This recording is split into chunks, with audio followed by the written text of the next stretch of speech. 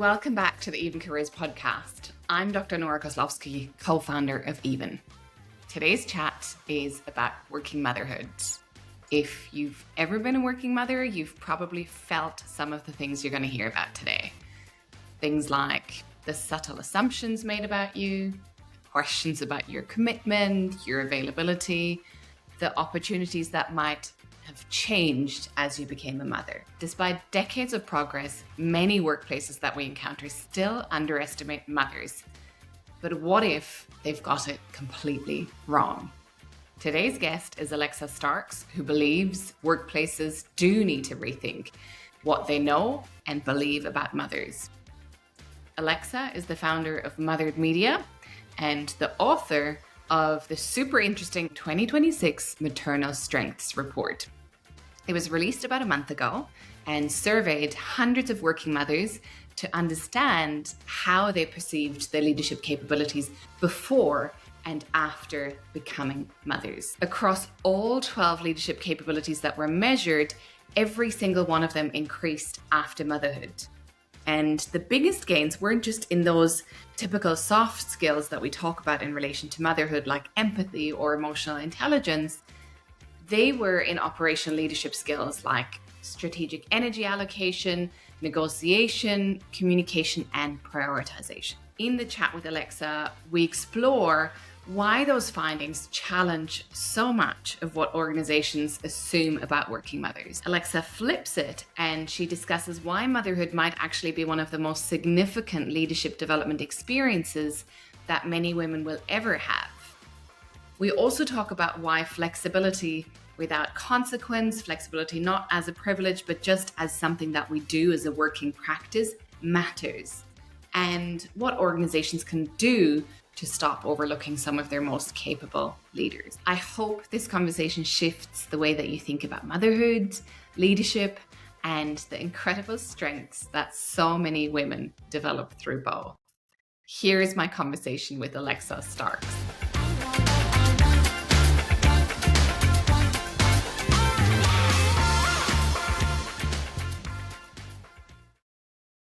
Hi, everyone. Welcome back. And hi, Alexa. It's so nice to have you here today. Thank you for having me. I'm really excited to talk with you. As I was saying to you in the preamble before recording, the work that you've just released on the 2026 Maternal Strengths Report, I think is so important because it shifts the conversation. You know, as a mother who's had her fair share of bias and assumptions made about my ability to contribute as a leader, I just love the fact that with your work, you're really shifting the conversation. But before we really delve into the 2026 Maternal Strengths Report, I actually want to hear what's your personal story behind doing this kind of work, Alexa. Yeah, so, I spent my career in corporate America and was very passionate about my career, was very ambitious and driven. And then I had my kids and hit that motherhood penalty, got sidelined for promotion, had two very unsupported return to work experiences. And I started talking with other moms and realized that it's really common, that it's common to not have support. And it's common to struggle trying to prove yourself and prove you're still capable of your job. And it's common to get pushed out from your job or fired after maternity leave. And I was like, I call bullshit on that. Like, why are we all just accepting that as okay? Because we are all experiencing some shape or form of that. And so I started building my company to shift this narrative and to push back against that bias and what working mothers face and the systemic issues, and provide the data and the research behind how capable and strong working moms are, and shine a light and shift this narrative and perspective and show these real examples of working moms. So it was literally born out of experience. Yeah. So your personal frustration. And then you couple that with, so you did the research with several hundred women, asking them about how their capabilities had shifted after they became mothers. So actually really curious about your own description of some of the data. So what did the 2026 Maternal Strengths Report, what did it find? And, with those findings, it certainly captured my attention. It captured a lot of people's attention that I could see online. But why do you think there's been such an outpouring of interest? Yeah, so first, I think into that second part, I think there's been a lot of interest because it's new. There isn't another piece of data, a report that shows motherhood in a strength based perspective, right? Everything's that deficit talk of the motherhood penalty and how many women are being pushed out of their jobs and leaving corporate and the salary loss. But there's nothing that shows how strong and capable working moms are with the data to prove that. And so it's kind of a first of its kind, large global scale report that shows this. And, so we measured 12 different leadership capabilities and asked mothers to rate themselves on their self-perceived changes before and after becoming mothers. And of all 12 leadership capabilities, every single leadership capability increased after women became a mom. Every single one. Every single one. All of them. Yeah. And not even just like a little bits of increase, but a lot. Like time management, 123% increase. That's more than double. Right? That and strategic energy allocation, where you're investing your energy and your resources, 100% increase. Negotiation, 83% increase, right? These are big, drastic increases that mothers are reporting after becoming moms. And so it was incredible to me to see that all of these increased after becoming moms. It wasn't surprising, but it was amazing to see every single one increase. And I feel like it's very validating, and that's been the response as well across social media, is that there's so many moms and women that feel really seen and validated in their experience with, like, finally we have data that proves what we know to be true. I can really resonate with that, because that's exactly my response to reading it is, yes, I can tell you, 100%. I would say, your data shows both the sort of soft and hard skills, but especially I think it's interesting to comment on those hard skills. But it shows in all of those capabilities, there's a perception of I've become stronger in these capabilities. And I can certainly see that, when I think about just the experience of returning to work. And, one of the segments in your report talks about resilience, or even just, like you said, energy management, and thinking about the difficulty of, when you're so sleep deprived in the stages of early parenthood, and then you're managing a difficult situation at work, or you've got a big deliverable or like a big presentation or whatever it is, and you're sort of going, how am I even doing this on 2 hours of broken sleep? And you kind of just realize how strong and capable we actually are. I mean, not that I would recommend for anybody to keep doing that. And I think your report does a really great job of, also, it's not saying, hey, motherhood's like a piece of cake. It's not saying this is easy. But I just had that same experience that you describe of, like that's exactly what my experience was, is there's a disconnect between what other people are telling you can or can't do, and actually your internal experience is, I'm so much more capable now. Exactly. Yep. We just get it done. And when you look back and reflect on that experience, you're like, yeah, I actually am incredibly capable of, doing all these things. And I have built up all this resilience and adaptability, and I can do it. So it's incredible to see that. Yeah.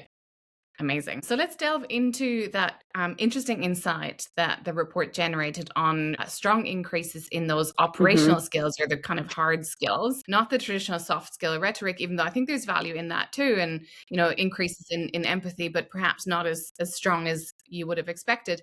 So was that surprising to you to see that the strongest increases were in those more operational hard skills rather than the soft skills? Yes. It was, absolutely. Because I expected resilience and empathy and team building, trust to increase, and they did, but I didn't expect the largest increases to be in those harder operational leadership skills. And so to me, that was surprising, but not surprising once I actually think about it, because as a mom of 2 toddlers, hell yeah, I negotiated all morning before we even left the house. Before this conversation, I negotiated with my son, who's 3, to wear pants today. That was a negotiation. It was a hard one, right? And my daughter, we're potty training her. That was a tough negotiation to get her to try to use the potty. That was a hard one, right? And then, so like, if you think about it, the communication that I'm building right there, the level of adaptability of, okay, let's try this. No, that's not going to work. Let's try this and pivot to that tactic, right? Those are operational leadership skills, right? Time management of, okay, we need to leave the house in 14 minutes. We got to get 1 kid to use a potty, 2 kids dress, 1 kid finish feeding, like all these things. And you're like, okay, and then we got it done. We still left the house on time. So it's not surprising once I think about it. And I'm like, oh yeah, moms do all of these things.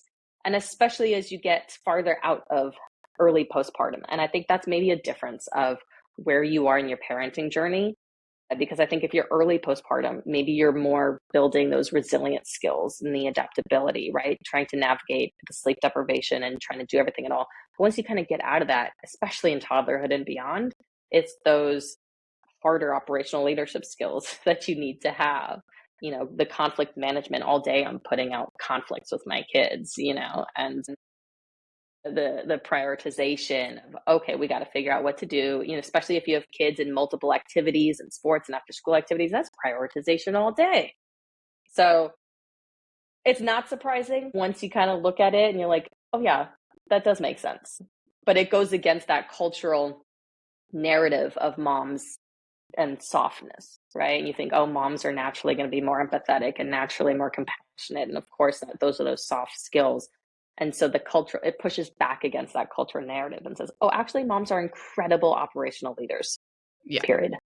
I agree so much. And honestly, what you've just described with the toddlers, that's not the phase I'm in anymore. But I remember also distinctly going to work with some really tricky stakeholders at the time when my kids were toddlers. And same thing, you'd walk in and it's 8:30 and you're kind of going, honestly, like that stakeholder, the tantrum that you're throwing is nothing compared with what Yeah. the 2 and the 3-year-old just did.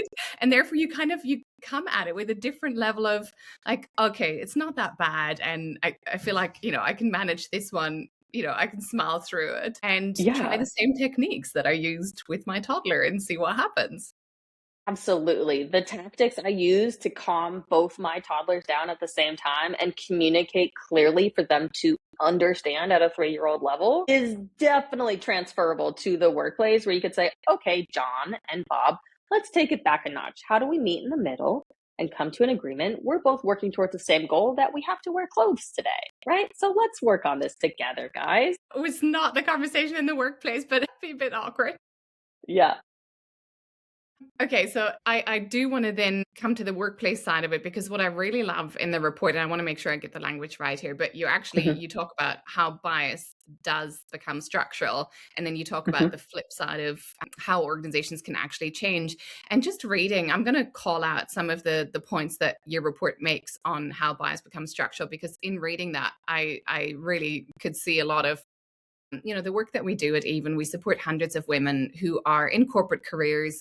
Often they're navigating big leadership roles or leadership transitions. And at the same time, they are facing those assumptions that are made about their capability, about their availability, about their commitment, all of these things. And so you're basically saying visibility is equated with performance. You're saying flexibility is perceived as a limitation. Availability is used as a proxy for leadership assessment. You're saying caregiving becomes a professional assumption, and the adaptability that mothers offer goes unrecognized. So I actually just want to ask you to build on those, because I got so much value out of seeing these. This is what we're seeing in action, but what do you make of these? Yeah, I think, these are very common, and a lot of people are upholding these biases because they've been built into the structure of the workplace that was designed decades ago, right? And so that's why we see a lot of even women, but we see a lot of managers continuing to uphold the visibility bias and, oh, you're not as visible, or, oh, you need to work remotely today because your kid's sick. Are you even working? I don't know. Whereas the mom is like, yeah, I'm getting work done. It's just, in chunks, right? It's not maybe a uninterrupted time. It's, in chunk, but they still got their work done. And so when you have those limitations, those managers and cultural policies and bias like built into those biases, it's going to hurt these mothers who are coming back to the workplace and who are even more capable, more skilled at being a leader. They're hitting those biases because people are still upholding outdated workplace models. So that was part of the report of why I wanted to call it out, because we do see that. It's not just mothers are incredible leaders. It's mothers are incredible leaders and they're not being recognized for it. Yeah. Yeah. Wow. So you're saying it's actually that the skill uplift or the capability development that happens from others, organizations are actually just not seeing it, and they continue to treat them as less than or less capable or less available. Yeah, I mean, motherhood itself should be treated like an MBA program. right? If a guy at a workplace goes and gets his MBA on the side, right? When he finishes his MBA, he would probably say, okay, now I'd love to take on a project or two where I can flex these new skills, right? I just learned took all these courses, did my capstone, my thesis in XYZ in my MBA. Now let me do this. Maybe he even gets a promotion because he went and got his MBA, right? It should be treated in a similar way for motherhood. Mothers should say, hey, I've developed all these skills. I want to have a conversation about something I'm interested in, right? And managers should say, hey, let's have a career conversation where we talk about what are you passionate about? What do you want to invest in yourself? Do you want to have a promotional track still? Are you interested in taking on more projects or, lateral moves or something like that? But those conversations aren't happening because managers are bringing those assumptions of, oh, she's less capable, she's less committed, and so the visibility bias, the motherhood penalty, and they're just making these assumptions. And so motherhood should be treated in the same way as an MBA program. And arguably, those skills are increasing equally, if not more, than an MBA program. And so that's a big difference. And that's the shift that needs to happen. Yeah. Wow. I love that. And I agree. My background is in business schools. And when I think about, yes, you offer a lot as part of when you get your MBA, but honestly, I think the development that I got through motherhood is Same. probably way beyond, in terms of stretching you and growing you as a person and as a leader. And I love just, how could managers have those conversations on the positive side? So sort of, some small seeds that are promising. I am increasingly seeing some leaders asking questions of, and women, I never had the support when I returned to the workplace, say 15 years ago. How do I now, with women who are in my team, how do I actually support them better? So, I love those questions that are coming forward where leaders are actually asking us, like, give us conversation frameworks, give us advice. How do we actually do what was not, the sort of default setting for us as women who made it and who rose through the ranks? So there's some positive seeds, but I think there's an awkwardness around how do you actually have an explicit conversation about parenthood, because people feel that they're stepping on toes, or they're not sure what are the policies that I might be contravening by saying certain things. So then it's easier to say nothing. I think that just falls into the trap of your discomfort is more important than the support for someone else. That's bad leadership right there. Your job as a manager of people, as a leader of people, is to support your people, is to help them do their best job, show up as their best self so that they can do their best work. That's your job as a manager of people. And that means having difficult conversations. That's part of being a manager. And I will say there is not enough general manager training that people get. A lot of people, when they're thrust into a manager position now they have a team, there isn't like, hey, let's do a manager training for you on how to have difficult conversations, how to manage people, how to understand and read people, and so all this, there isn't like a general manager training. And there should be. But I think that would really help because it is uncomfortable, but your discomfort can't be more important than someone else's support. That's a great provocation. And I think there's a bit of like, hey, why are you in a leadership role, right? Like, you signed up for this. Yeah, arguably, if you're uncomfortable having a difficult conversation about how to support someone, you probably shouldn't be a manager. There's going to be a lot more difficult conversations, like firing someone's a difficult conversation. That's an arguably harder conversation to have and more uncomfortable, especially if you are on good terms with someone, than saying, hey, congratulations, welcome back from having a kid. Let's talk about what support do you need? Yeah. What do you want? How can Yeah. I be more helpful to you? Right? Absolutely. Or even just asking, like, what matters to you right now, rather than those, like you said, those assumptions around, oh, she can't travel now. Actually, maybe she can. Maybe Yeah. she has support at home and she would love to have a night away in a fancy hotel. Mm. But just actually asking those questions that to really find out, what does the woman that you're supporting, what does she want? What does she need? And what can she offer? She might have a lot to offer. Yeah, I guarantee she will. And I think those, like, whenever someone's uncomfortable, it's out of a fear place. So I would urge them to think, what are you afraid of happening if you ask an uncomfortable question to a new parent, right? What are you afraid they're going to say? And then run that whole scenario out. Play it out. Seriously. Because you're going to probably run into, oh, they're probably not going to say something that uncomfortable. Yeah. And then it Yeah. kind of dispels that fear and uncomfortableness.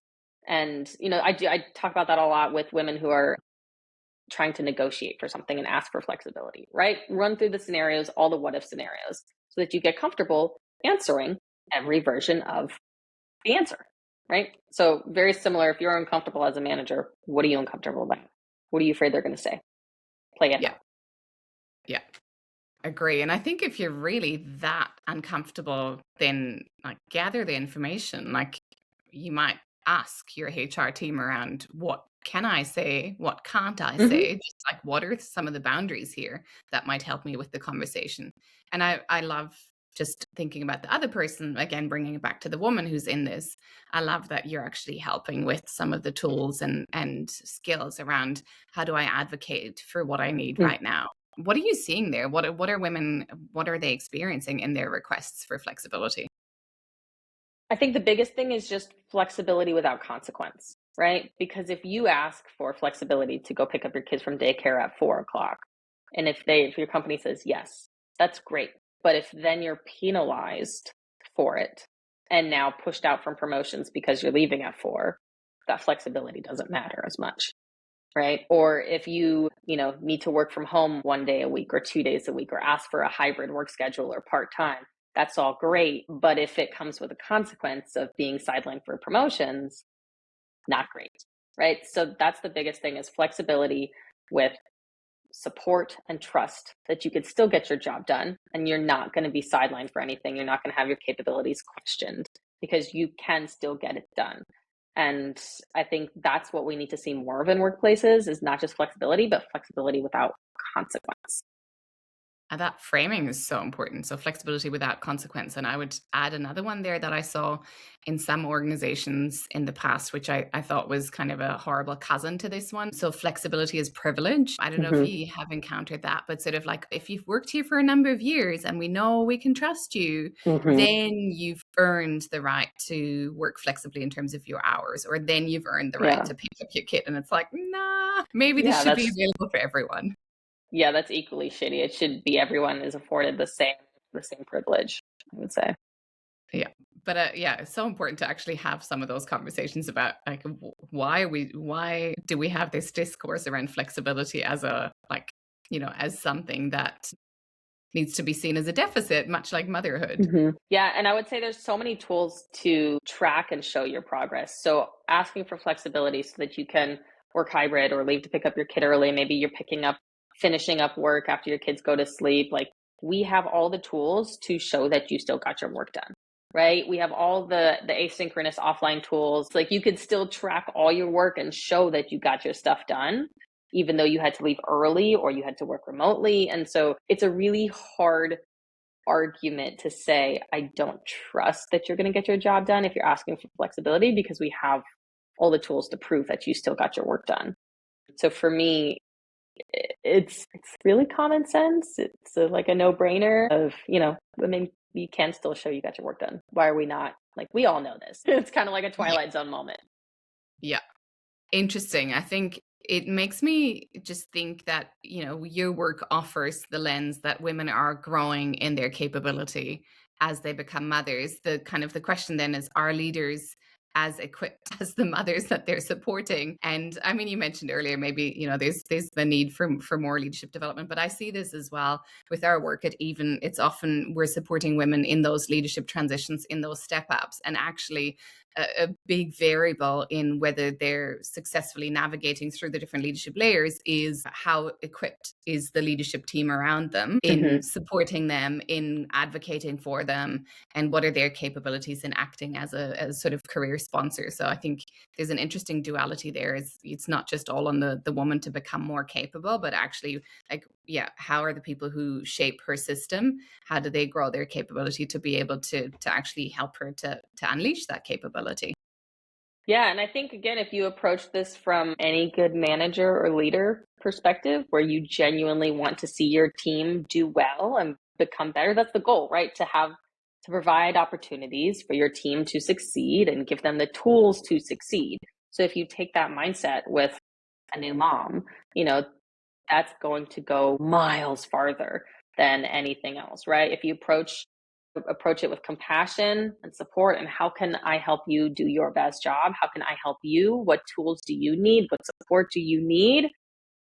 These are all the options we have. That's going to help so much. Yeah. Absolutely. So with that then, what is your vision for a better future? I feel like you've started to paint it there. But, with the work that you do, it is quite bold in its language, in its framing. What would you like to see happen even more of in organizations? Well, first of all, more women, more moms in executive roles in the C-suite. The work I'm doing is to shift the narrative and provide the data to prove why the narrative should be shifted, right? Why moms should be seen as fully capable and strong. And so that's the goal as a society, that women and mothers are seen for these incredibly strong, powerful people that we are. And then with that, everything else will kind of fall into place. Oh yeah, they are incredibly strong. Why would we not support them? Why would we not pay them equally? Why would we not hire them to a C-suite or executive position, right? Why would we have any sort of bias or discrimination against them, right? So if moms are seen as these incredibly capable leaders, everything else kind of makes sense to support them as such.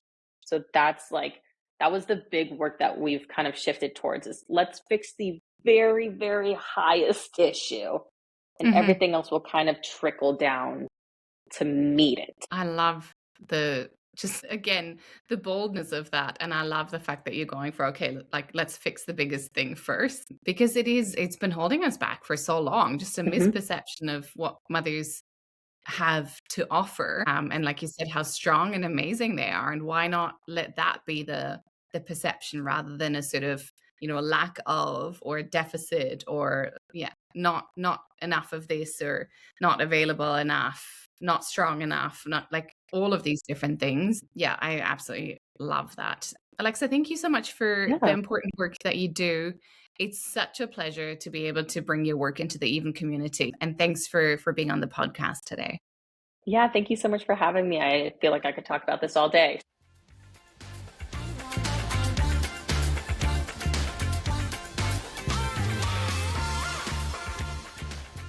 I'm Dr. Nora Koslowski, co-founder of Even, where our mission is to accelerate women's economic potential. Check out even-careers.com to learn how we support women and business to get even.